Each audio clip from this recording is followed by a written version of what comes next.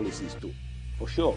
Incidentally, we have several more stories. The legislature was carefully crafted to 22.2% inflation rates as of April this year. What does that say about where we are as a country? I think Nigeria has resorted to being resilient. Before you call the police station, before they even leave, they'll take permission from I don't think there's really anything on ground to improve. We struggled with ASU strike. The Minister of Education volunteered and said, give me 2 weeks. It was a lie. The president never gave me any deadline.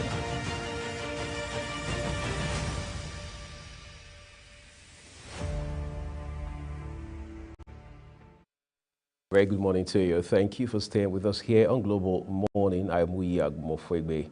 We're live in Abuja, Nigeria's capital, and this is Global Television. Thank you for staying with us here on the show. It's interesting how time flies and how things are moving real quick for Nigeria, and what we are seeing with the developments in several sectors of our country, especially as it has to do with some very deliberate steps being taken now by the Nigerian government under the leadership of President Bola Tinubu. We understand that the overall assessment is that things are looking up for the country on account of these very, if you like, intentional, right, strategic steps being taken now by the leadership of President Bola Tinubu. Of course, it's a no-brainer that Nigeria has long yearned for this kind of leadership, and we do believe that it can only get better for our country. But then insecurity is something else that also bothers many Nigerians, especially given the stories now we're hearing from places like Plateau State, a state that's growing up as a young boy. I would hear grown-ups around me talk about how that Plateau was some sort of London. All right, they talked about how that non-Nigerians from all across the globe would come to Plateau to vacation, and the weather, the people, the warmth of the place. I mean, several amazing things you would hear about Plateau State, Jos in particular. But today, what we see is sadly so apparently. The flip side of things, and the governor there, a man who has done barely 4 months in office, Governor Caleb Mutfwang, obviously has a lot on his plate. In fact, I dare say his plate spills over now. I got talking about the Plateau State situation with a friend a couple of days ago, and he was saying that he doesn't envy the governor given the enormity of task in front of him, particularly as it has to do with insecurity. But then he needs all the support that he can get at all levels from all quarters, especially with security agencies and citizens to be able to, as it were, surmount this hurdle, because it is a huge one. And indeed, our hearts also go out to those who have lost loved ones in the boat mishap in Niger State, as well as to the Niger State government and the people of that great state. Again, it's a reminder very crucially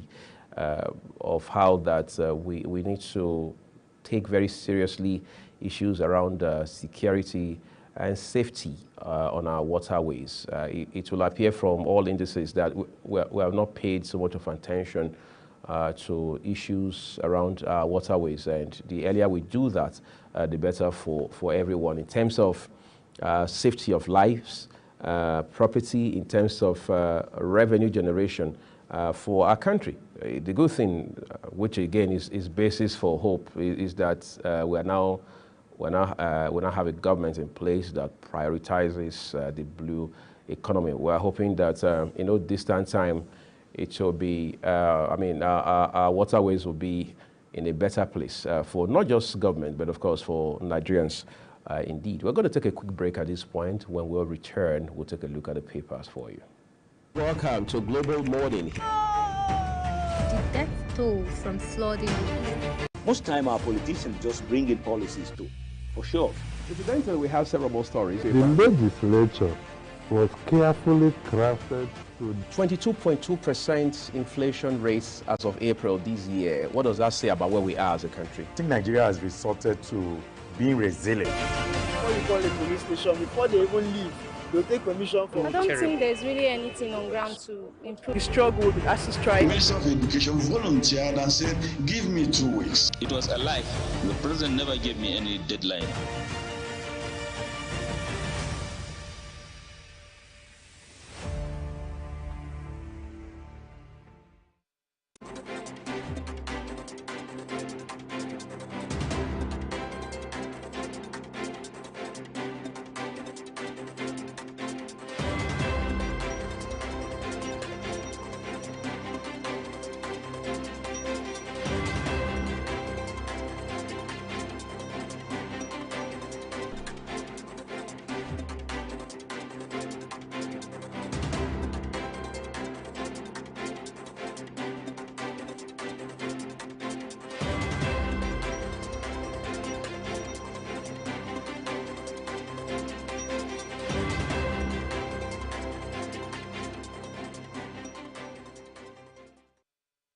Let's take a look at the papers for you, everyone. We begin with the Punch newspaper this morning. Big story on the front page of the Punch today says Tinubu special investigator faults CBN audited reports. Central Bank allegedly pays over 400 million naira to IFRS Academy for accounting guidelines. DSS to summon FRC boss, top directors, CBN special investigator deepens probe. Okay, we understand that Mr. Obaze, who himself had at a point headed the Financial Reporting Council of Nigeria, is a special investigator for these particular investigation. Appointed by President Tinubu. We understand that since he started his work, so much has been unearthed, and for the most part, the findings do not look very good. All right, let's take a look at the top, just above the nameplates of the Punch newspaper. Operators excited as UAE lifts visa ban on Nigerians. Morocco earthquake death toll rises to 2,700. That's a sad, very sad development coming out of Marrakesh. Now, the earthquake there took thousands of lives. Let's not even talk about the value of property destroyed. So much of succor has been pouring in from across the world for that country, Morocco. Yesterday, for instance, we saw the group of experts, rescuers, a team of them actually coming in from Spain. Of course, so much in common between Spain and Morocco. They have had that relationship for a long time. So this very unfortunate incident has now again accentuated the value of that relationship and whatever it is that they have in common. And we've also seen international non-governmental organizations throwing in their, putting in their 2 cents and also making windows available for people to be able to reach out and be of assistance to Morocco at this very crucial time in their history, just beyond sending condolences from across the world. Okay. There's a picture here with, there's a story with a picture of the chairman of Dangote Group, Aliko Dangote, and he reads, Pengassan reacts as Dangote refinery misses production deadline. By the way, that story has its details on page 17 of the Punch newspaper. Remember when that refinery was launched in May, just at the twilight of the government of former President Muhammadu Buhari. Nigerians had been told that full-fledged production, or if you like, operation, will begin no later than end of July.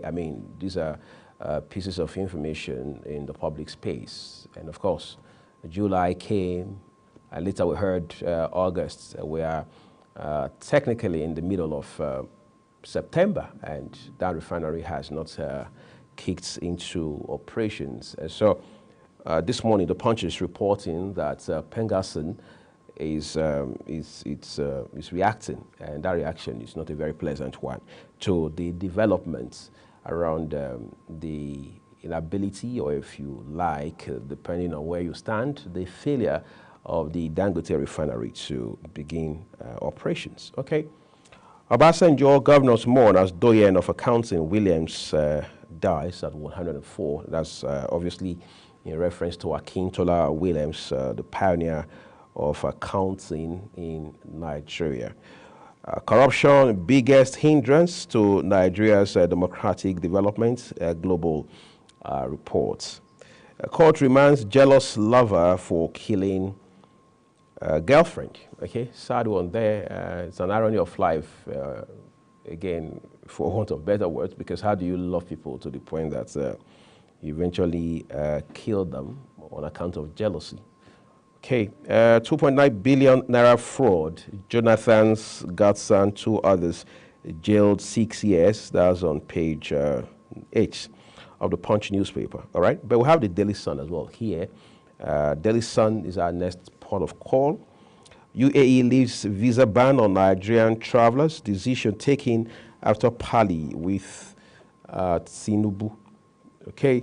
That's one very great step that the president has made, because recall that under former President Buhari, there had been a ban placed on visa for Nigerians. That actually has had very fundamental ramifications for us as a country in terms of our image abroad, in terms of bilateral relations with, bilateral and diplomatic relations, of course, with the United Arab Emirates in terms of economic impact. So the impact has been top to bottom adverse. But now we understand that President Bola Tinubu, Nigeria's president, has been smart with his approach, and now that ban has been lifted.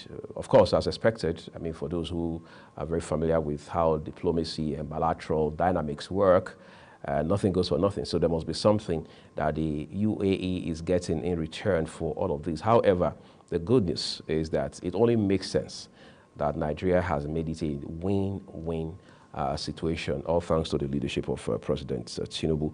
Okay, we'll take a look at other headlines for you this morning from the Daily Sun newspaper. PDP knocks Tinubu legal team over PPT judgment. Okay, judgment CTC, that's the certified true copy, kicks against FG's planned Fulani colonies in Benue, urges Alia to reject it. You can read it up for yourself on page 27 of today's Daily Sun. FG fled 4.2 billion naira SCF gas, lost $22.9 billion between 2012 2021, says Nostra. Okay, eulogies as Akintola Williams, accounts legend, dies at 104. It's interesting. This is September, and he marked his birthday just last August. That was when he actually turned 104. So who knows? I'm sure those who were close to him, especially his family, had looked forward to his 105th birthday, but God knows best, made his impact, left his mark in the sense of time.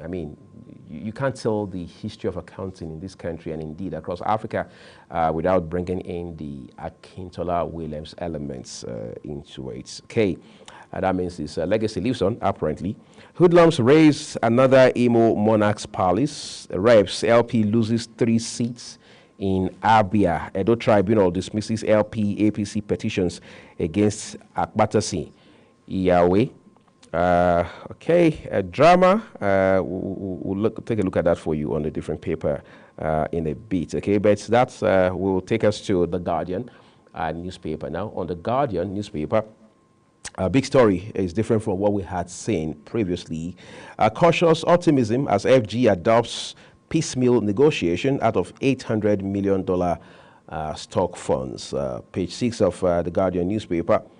But other stories here. One says Nigeria's microfinance banking dream on brink of failure.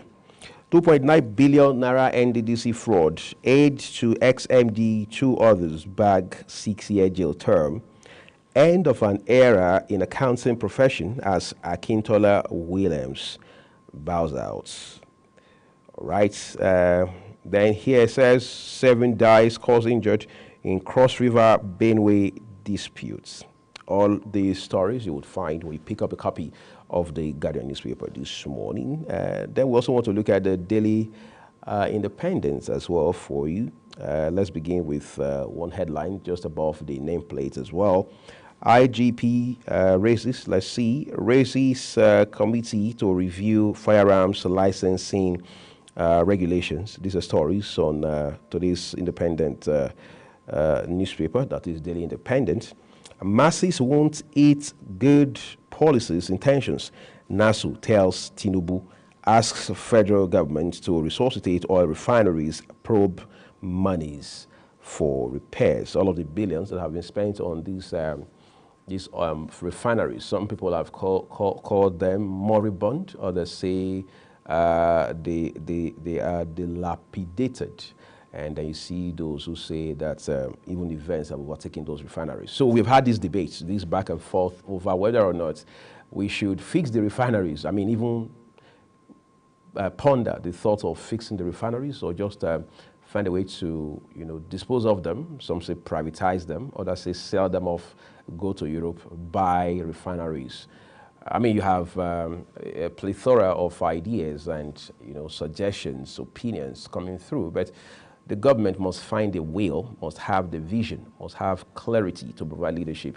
I mean, for a country that largely depends on oil, it's only common sense that we have on the ground functional, robust refining facility, which we would call refineries for the purpose of this conversation. Because it's embarrassing, not just interesting, it's embarrassing how that for years we keep talking about how we have 3, some people would argue and say 4 refineries, where we can't even boast of anyone performing at, say, 50%. I mean, that can boast 50% performance. It's a shame that we would have to, Nigerians in this case, pay the price for having to take crude abroad, refine, and bring back to Nigeria.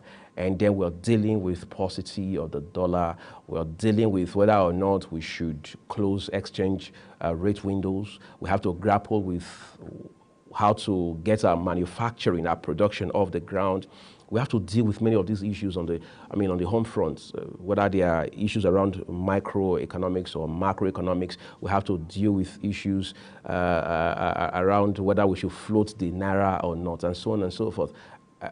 People say, however, that, look, the Bola Tinubu government is ready to change the narrative for the better, because the president, even long before he won the election, had talked about how that both fiscal and monetary policies would have to be addressed. I mean, issues around them would have to be addressed as quickly as possible. And he accentuated that much when he was sworn in on the 29th of May in the course of his inaugural speech. So we want to see that happen real fast, all right? Another headline here around the lifting of visa ban. It says UAE lifts visa ban on Nigerians, secures return of Emirates Airlines, okay? That my mom would say is using one stone to kill 2 birds. UK opens visa center in Enugu, page 29 of Daily Independent.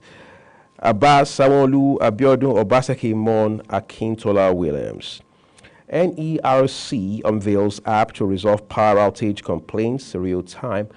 Sounds like a piece of commendable innovation, okay? Because it's interesting how we continue to find communities that have not had power for months. Some people say for a year or 2, and nobody's even aware until maybe particular news outlets gets to talk about it. But now we understand that the Nigerian Electricity Regulatory Commission, that is the NERC, has developed an app to help Nigerians and indeed power consumers lodge complaints with regards to power outage real time. A blessing of technology, I hear you say.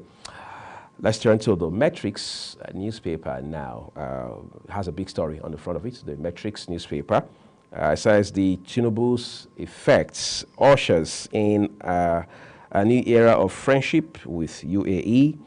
Lifting of visa ban placed on Nigerian travelers. Emirates Etihad to resume operations immediately, not tomorrow, immediately.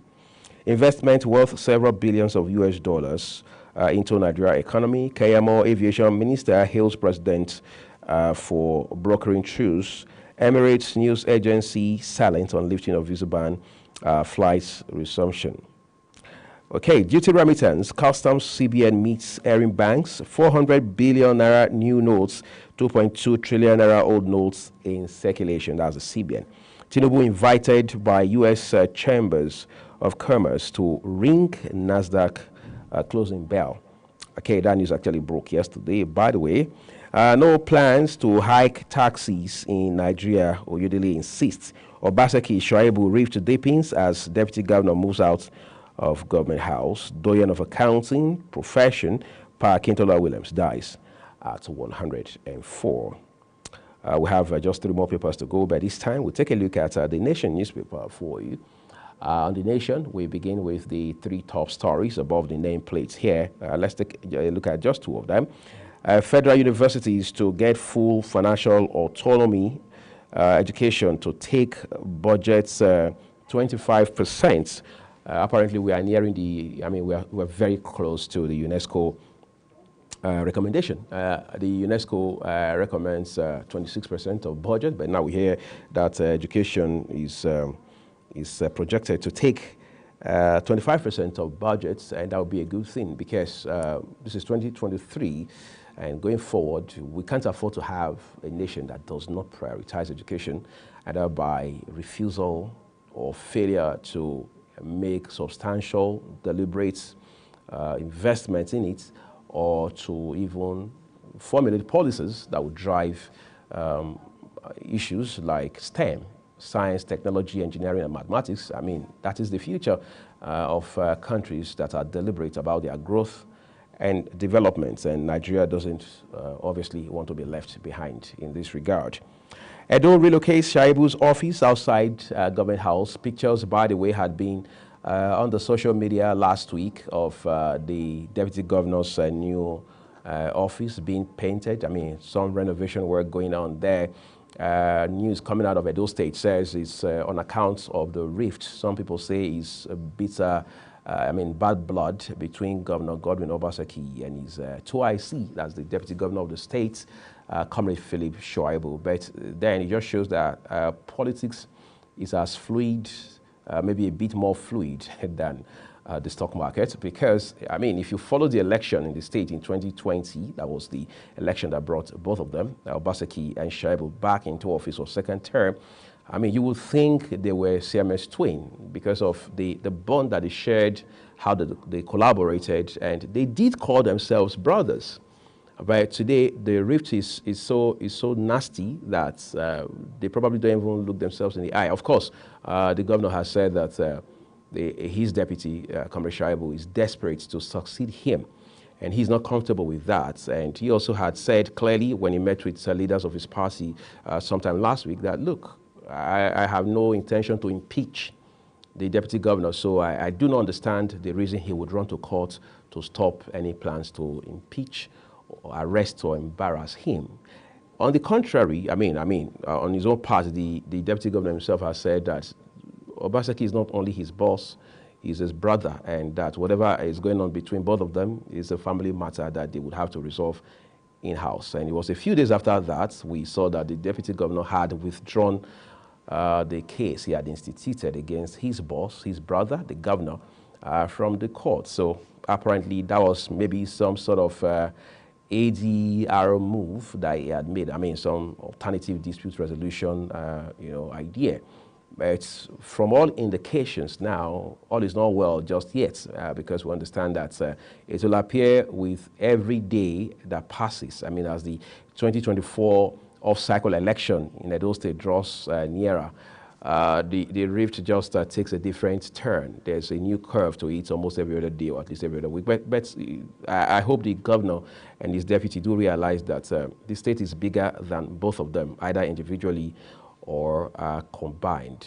So they must continue to drive development and growth for the state, because that is the only meaningful, valuable legacy they can leave behind. Because by midday 12th of November 2024, both of them, anyhow this ends, anyhow it turns out, this is very instructive, whether Shaibu succeeds the governor or not. Anyhow it turns out, by midday 12th of November 2024, and God keeping all of them alive in good health as well, there will be a new governor in that state. Nobody as of today can say that that person is going to be Comrade Philip Shaibu, or who exactly that person will be other than him. So it is only instructive, it is only advisable that they both understand that even though they may not understand, I mean, they may not agree on everything, they may not see from the same exact prism, but they must understand that this is about Edo State, especially when they both realize how much of support, organic support, some persons called it, that they enjoyed in 2020 in that state. I mean, I know of a rally that the governor then had attended in Edo North, and he was overwhelmed with the support. And that support built up, and eventually it's snowballed into his victory at the polls when elections were conducted in that state in July of 2020. And by 12th of November, he was sworn in for a second term. So he doesn't also want to throw that away just so soon. And that's what we're leaving it with the papers this morning, everyone. Our conversation here on Global Morning continues. Do stay with us. Welcome to Global Morning. The death toll from flooding. Most time our politicians just bring in policies to, for sure. Incidentally, we have several more stories. The legislature was carefully crafted to 22.2% inflation rates as of April this year. What does that say about where we are as a country? I think Nigeria has resorted to being resilient. Before you call the police station, before they even leave, they'll take permission from I don't think there's really anything on ground to improve. the struggle, the ASU strike. The Minister of Education volunteered and said, give me 2 weeks. It was a lie. The president never gave me any deadline.